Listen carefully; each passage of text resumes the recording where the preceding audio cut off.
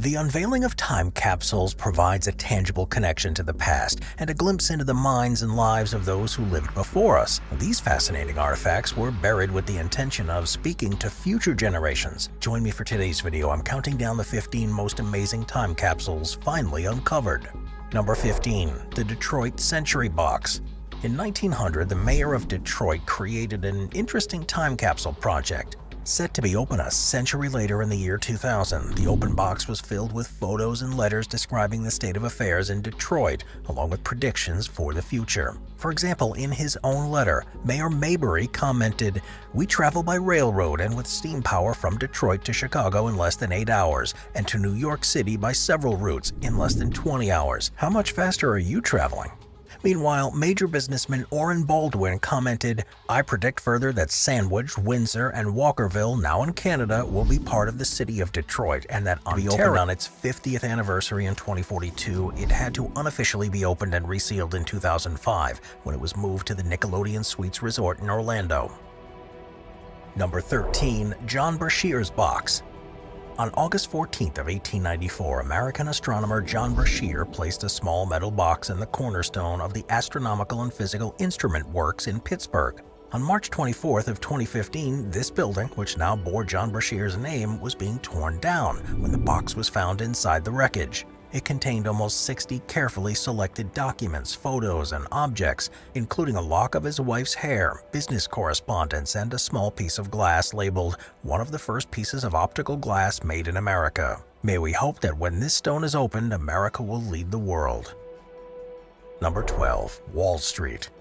So, while Wall Street may have some of the busiest workers on the planet, in 1914 a group of merchants found the time to create most sources. The world's first fully planned and official time capsule debuted in 1876. The story goes that New York Magazine publisher Anner Dime assembled this so-called Century Safe at the U.S. Centennial Exposition in Philadelphia. The iron box was stuffed with 19th century relics, including a gold pen and inkstand, and a book on temperance, a collection of signatures, and snapshots of President Ulysses S. Grant and other politicians. After being sealed in 1879, it was taken to the U.S. Capitol and eventually left under the East Portico. Though nearly forgotten, it was later rediscovered, restored, and unlocked on schedule in July of 1976 during America's bicentennial celebrations. Number 10. The Helium Time Columns Monument. This one's located at the Don Harrington's Discovery Center in Amarillo, Texas. This futuristic 6-story stainless steel structure is rather unique. Erected in 1968, it was made to commemorate the 100th anniversary of the discovery of. They're supposed to represent a well-rounded sample of the period in which they were created. Now, in May of 1993, the first time capsule was opened during a 2-day celebration, and in September of 2018, the second one was opened as well. When the 2018 capsule was opened, there was also a project initiated to refill it with new items donated from members of the community, with the plan being for this new capsule to be opened in 75 years, in 2093. Beyond this new capsule, the remaining 2 capsules are set to be opened in 2068 and 2968. And I just really hope that by that time, enough people will still be around to open all of them. Number 9. Al Capone's Time Capsule. Al Capone was one of the most feared gangsters during America's Prohibition era, and from July of 1928 until his arrest in February of 1931, he ran his operations from the Lexington Hotel in Chicago. In the 1980s, a construction company who was renovating the hotel found a number of walled-off subterranean chambers on the property. The belief was that this wasn't the only hyped-up time capsule to lead to disappointment on live TV. Just 2 years earlier, in 1984, a safe was recovered from the shipwrecked SS Andrea Doria, which was at one time one of Italy's most beautiful and luxurious passenger ships. The safe came from first class, and it was believed that it may be filled with valuables. However, much like the Al Capone safe, the water-filled box of steel had very little of value in it. More specifically, a few packets of $20 bills and some Italian lira were all that was inside, making the find a bit of a bust. Number 8. The Lion's Head. So while most urban legends turn out to be false, the Lion's Head time capsule was one that strangely turned out to be true. You see, back in September of 2014, the Bostonian Society decided to take down the lion and unicorn that stand atop the old State House. Now, the primary reason behind this was the need for restoration. After all, the statues had stood untouched for 38 years, and it was clear that the lion required some gilders from 1901, campaign buttons including one of Teddy Roosevelt, a nail from the Old South Church, photographs of several late 1800s Boston mayors, and wood removed from the old lion in 1900. What was truly incredible was that the time capsule was truly airtight and watertight, meaning that the capsule's contents didn't interact with oxygen or moisture, and thus remained in surprisingly good condition. As a result, the items were able to be safely put on display for the public to enjoy. And if that wasn't cool enough, once the statue restorations were complete, the decision was made to not only put them back up, but also create a new time capsule inside the statue, with the idea being that it would be opened a century from the original capsule's finding. In other words, the year 2114. Moving on to number 7, the Revere Reveal. Paul Revere and Samuel Adams were heroes of the American Revolution, and so it's fitting that in 1795 they allegedly laid down what is believed to be the oldest time capsule in the United States. Were cleaned and documented, additional items were added to it, and then it was resealed in plaster and put back in place. It remained there for over 150 years, and by fate, a water leak happened in that section of the building in December of 2014. Curators from the Museum of Fine Arts in Boston carefully opened the container to reveal a series of coins, an intact newspaper, a copper medal bearing George Washington's likeness, and a silver plaque likely engraved by Revere. Upon finding it, some of the items were put on temporary public display. However, on June 17th of 2015, the decision was made to reseal the capsule. But before sealing it up, a silver plaque, a mint set of 2015 United States coins, and dollar coins of President Lyndon B. Johnson, John F. Kennedy, Dwight D. Eisenhower, and Harry S. Truman were added. So therefore, when the capsule is eventually unearthed once again, it will be an interesting testimony to the history of both Boston as a city and the United States in general. Number 6. Name, they were elite prostitutes. While this apartment saw a lot of use in the 1800s and early 1900s, when she inherited the home, she didn't keep it for very long. That's because in 1940 she abandoned the apartment as the Germans advanced towards Paris. Once the war was over though, she kept the apartment in her name but never actually returned, and for some reason she kept it a complete secret from her friends and family. In fact, it was only upon her death in 2010 that the existence of the apartment was revealed in the 91-year-old's will. When her family went to see it, they discovered what can only be described as a treasure trove. Left exactly how it was when she had left, the apartment was not only a time capsule for life at the time, but also a capsule of high-valued items. These included valuables such as an ornate makeup dresser, a stuffed ostrich, a painting of her grandmother that had been created by the Italian artist Giovanni Bodini. And this painting was rather unique, as love letters found in the apartment and a reference to the painting by Bodini's widow in an old memoir revealed that it was created by Bodini to honor their deceased Confederate heroes. Often built in a bid to celebrate a heritage of white nationalism and intimidate local African American populations, they continued the negative tradition of the Confederacy. Thankfully, some changes in public attitudes led to many being torn down in the mid to late 2010s. And interestingly enough, these teardowns not only gave solace to local populations that wanted to put Confederate celebration to rest, but also led to the discovery of several time capsules. The first notable Confederate time capsule was discovered in 2017. The monument in question was the Confederate Memorial in St. Louis, Missouri. Put up in 1914, it was torn down as part of an agreement between the city of St. Louis and the Missouri Civil War Museum, and upon its destruction, a copper time capsule was found sealed in the center of the very bottom of the statue. Only uncovered after a careful chipping through about 40 tons of concrete, the capsule was reportedly slated to be opened at a charity event. However, there seems to be little info about there as to exactly what was inside.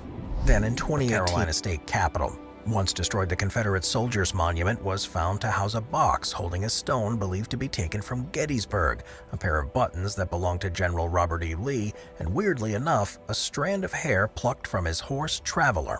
However, since the metal box was severely damaged by the elements, much of what was inside was in bad shape, and items are believed to have once been buried inside, such as Confederate money, maps, and a Bible from the Appomattox Courthouse. They're believed to have rotted away. In any case, while all these statues may have largely negative connotations, the time capsules located in each and every one of them provide an interesting glimpse into what exactly city officials at the time wanted to be remembered by. Number 4. Pompeii. So while not technically a time capsule in a traditional sense, the unique way in which Pompeii was preserved in posterity allowed it to arguably be the world's largest time capsule. It's often called the Vegas of the ancient world. Pompeii was known to the neighboring city of Herculaneum, as both were obliterated and buried underneath a massive pyroclastic flow and asphalt deposit. Now, while this was tragic in a human sense, after all, a total of about 20,000 people perished, what it ended up being was a massive boon for archaeologists thousands of years later. That's because the city being completely covered in ash proved to be a great thing for preservation. Not only did it prevent the elements from eating away at the city, but it also ensured that it remained untouched by looters. After all, it wasn't until 1594 when a certain Count Muzio Tuttavilla first uncovered it while digging a canal. In 1748, further excavations under the reign of Charles of Bourbon found even more structures, and excavation has continued to this day. This in turn makes it a time capsule into the lives of the ancient Romans, and a lot has been learned about life during this time period, especially in regard to the day-to-day activities of those who lived in the empire. Now, if you'd like to visit, be prepared for a long day of walking. At 440,000 square meters, it would take about 1907. A group of music aficionados met at the Paris Opera House to bury and seal a project that they would never get to see to fruition. Organized by Alfred Clark, who was the head of the wildly successful gramophone company, his original intentions were strictly economic. After all, his primary objective was to draw attention to his company and the new flat disc records it was promoting. Due to the incredible amount of free publicity the project received, he was certainly successful, yet the value it had to future generations was also significant. You see, the project in question had to do with music. More specifically, the idea was to set aside a number of records so future generations could discover the musical taste and quality of sound recording in the early 20th century. These records were put in a time capsule in 1907 with the idea that they would be opened 100 years later in 2007. Now, there was a minor addition in 1912. After all, 24 records and 2 more containers were added to this trove, with this including a new hand-cranked gramophone. The idea was Hamas. What's perhaps most fascinating is that some very old composers who are popular today, such as Gluck, Handel, and Monteverdi, didn't get a single entry. Now, it's also worth noting that the quality of the recordings is far from perfect. After all, recordings were made by piping sound through a horn to a diaphragm attached to a cutting stylus, creating a rather scratchy audio quality. It's also worth mentioning there's been a few hitches in the plans for the capsule. For example, in 1989, air conditioning was being installed in the building, and the storage room where the containers were to be inspected. During the installation, it was discovered that one of the 1912 containers had been opened and emptied, and the gramophone was missing. In response, 3 remaining containers were moved to the French National Library for security. Once opened in 2007, further complications arose when it was discovered that the records had been wrapped in asbestos-covered cloth, which only technicians wearing all body protection could handle safely. To make matters worse, some of the recordings had been broken, making it impossible to play all the records been released on CD. Number 2. Voyager Golden Record. Of all the time capsules on this list, the only one that is not meant to be opened by humans is the Voyager Golden Record. It was launched in 1977. The premise was simple. It would be launched into space, and if intelligent space-traveling life did exist, the hope was that they would pick up this time capsule, use it to learn about Earth, and then travel to our planet. Now, the time capsule itself is not traditional. Rather, it was an old-timey record. This record, which was made of metals such as aluminum, copper, gold, and uranium, was meant to last a millennium. In fact, the uranium in the record, which has a half-life of 4.5 billion years, was put there so aliens can calculate how old the record was at the time of the receipt. The record itself was made as 2 copies in a cooperative effort between a French and American company. These 2 records were shot up aboard the Voyager 1 and Voyager 2 probes. And while not headed towards any particular star, they're still both in space to show exactly how to play the pictures and sounds on the record. While the sounds are played like a normal record, the 116 images on it are encoded in analog form and composed of 512 vertical lines on top of the record. Now, in terms of the images, they're meant to show both what life was like on Earth and to display different objects in our solar system. For example, these include a woman in a grocery store, people licking, eating, and drinking food, and the planet Jupiter. Meanwhile, the sounds on the record includes a series of audio recordings to represent Earth. These include natural sounds made by things like surf, wind, thunder, and animals, spoken greetings in 55 ancient and modern languages, musical selections from the different cultures and eras, and other human sounds such as footsteps and laughter. To top this off, there's the inspirational message per aspera ad astra in Morse code and a printed message from U.S. President Jimmy Carter. It's also worth noting that there was a bit of controversy surrounding Carl Sagan's wish to include the Beatles' 1960. The spacecraft will be encountered and the record played if only there are advanced spacefaring civilizations in interstellar space. But the launching of this bottle into the cosmic ocean says something very hopeful about life on this planet. Well, on my end, I would agree. Number 1. Miss Belvedere. While most time capsules are beautiful markers of a long-lost time, the Miss Belvedere is one of the few time capsules on this list that's widely considered to be a failure. Its story begins in 1957. During this year, the state of Oklahoma was celebrating its 50-year anniversary, and in order to celebrate, the city of Tulsa wanted to create a memorable statue Jubilee project that would truly set them apart. They settled on a time capsule, and their idea for it was pretty novel. Rather than use a safe or a box, the organizers decided to use a new desert gold and sand dune white two-tone 1957 Plymouth Belvedere Sport Coupe. The idea was that this